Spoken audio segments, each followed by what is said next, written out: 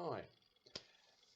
Just done as you see on my channel, a couple of videos regarding cameras, and I've been looking through my drawers and on the bench, and I've found a couple of others. I've got my Fujifilm SLR, digital SLR, which of course is quite bulky, and that's really for handheld by somebody and who's actually filming me or whatever. And of course it's got excellent zoom and all the rest, so it's very high quality, as you'd expect from a digital SLR. So that's my top of the line camera to use. But I have another little Fujifilm, which a lot of people have had these over the years. They're not super fantastic, but they've got a screen on the back. They've got replay. They do a reasonable job. The only thing is, obviously, if you want to do quite a few panoramics and fast action shots, the repeating shots, then of course they're very limited, because the speed of the camera slows it down. But it's actually that little stand, if I can get it on better, it's that little stand comes from my pylon race speed trap detector. I've got a small lap counter speed trap machine that I use for pylon racing and car racing. It's very good. It's got a little red LED on the aircraft or the car or whatever, and then a little detector that sits on the tripod, and it basically sends by Wi-Fi to your Android or iOS phone the signal as it passes, as the LED passes, and you do lap times and stuff. But anyway, the one of the things that I did was I showed this 4K Wi-Fi equipped camera, Sportcam, cheap and chatty. I think it's about €35 or so, and I'm actually quite impressed with it. But like I said, the audio and the video is out of sync when you put it into a processor, so you need to use Handbrake or something to bring the two into total sync with using a constant frame rate. Well, I'd forgotten that it actually has another little trick.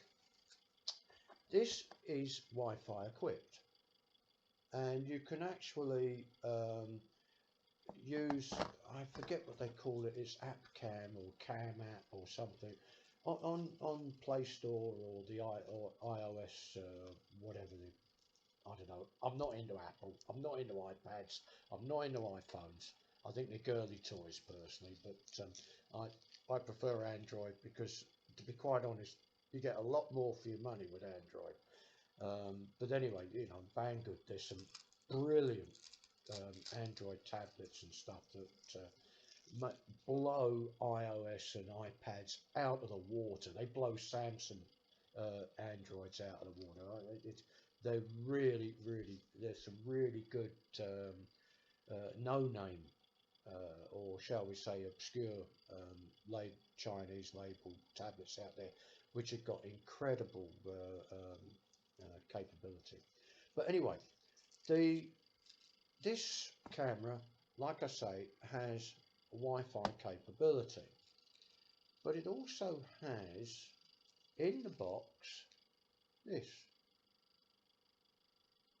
which is a start and stop for photo and video.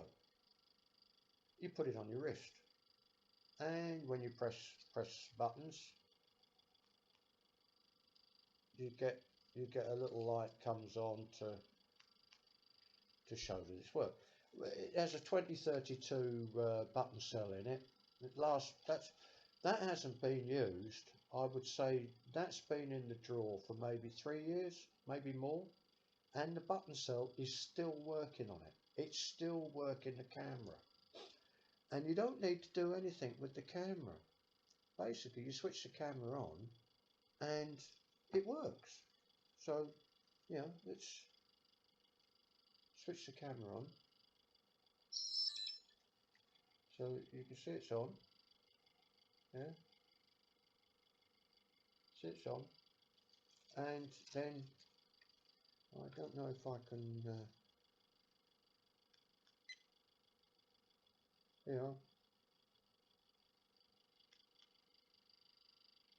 Let's press in the button.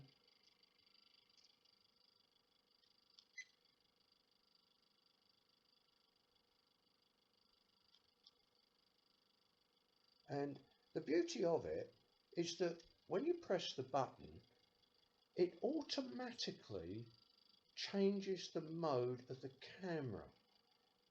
If it's in photo mode and you press the video button, the camera changes to video mode and auto starts in a fraction of a second.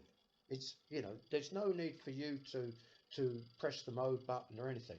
Pressing one of these buttons on here will decide the mode and start and stop the camera. So if you're in video mode and you press the camera button, it will automatically take a camera shot, a still shot. If you're in camera mode or still photo mode and you want to take a video, press the video button, it automatically changes the video and it starts the video until you press the button again. It's brilliant. I'd forgotten I had this, to be quite honest. The only limitation is that there isn't actually an indicator on this wristband that tells you the camera is actually working. That's the only limitation. It's not like Removu with the GoPro and so on, which tells you that, it gives you actually a relay of what the camera sees. It's just a shame that this doesn't have feedback from the camera to it with a little LED telling you the camera's working. But bloody hell, I'd forgotten I had it. I was just looking through the looking around the bench, and I found it in one of the drawers, and I thought, bloody hell, I forgot I had it. So and I put the two together, and bugger me, it worked. So there you go, it's working again. Yeah. So what can you say for 35 bloody euros? It's not bad, is it? Eh? Okay, you can go out and you can spend so much on a GoPro and all this sort of thing. And let's be honest, I use my cameras to do more diagnostic or archiving of flights of my models and driving the cars and the boats and this sort of thing. And they're not really made for everybody else to see they're made for my purposes. I like every RC modeler, I crash, I make mistakes, I want to improve my flying, so I use the camera to video the flight and to hopefully improve. I'm getting older, slower, eyes not so good, so I need all the help I can get now. It's not like 20-30 years ago where I could literally fly anything and take it home in one piece and do aerobatics and competition work. Now I'm 67, just turned 67, and I have to admit, my flying skill and my perception of distance, particularly when I'm landing, I think I'm lined up for the runway and I end up a few feet outside in the rough or something. or I'm looking at distance and I say, yeah, I'm clearing that tree, and bam, you know, I'm straight into the top of a bloody tree or something. So as you get older, your depth perception and distance and this sort of thing goes to crap. So and the camera helps me to look at this after the flight. So and yeah, so I'm quite pleased with this Sportcam. I stopped using it because of that audio video problem before. I got fed up trying to rearrange or realign the audio and video, but once I found out about Handbrake, it's back in use again. And yeah, I'm looking forward 2023 with the reduction of COVID restrictions and so on. I'm hoping to get out to flight sites and stuff, and actually get a lot more flying in it than I have in the last 2 years. I got a lot of models to Maiden, having invested in 3D printers, lasers, and all the rest. I got a lot of models to Maiden, so it's going to be interesting. The camera's going to come into use. Of course, the solo shot, where I put the tag on the model and hopefully get some videos from those. But anyway, that's another video on cameras. Sportcam, cheap budget Sportcam with a Wi-Fi and RF controller that you put on your wrist. So have a good one, and well, see you later. Cheers.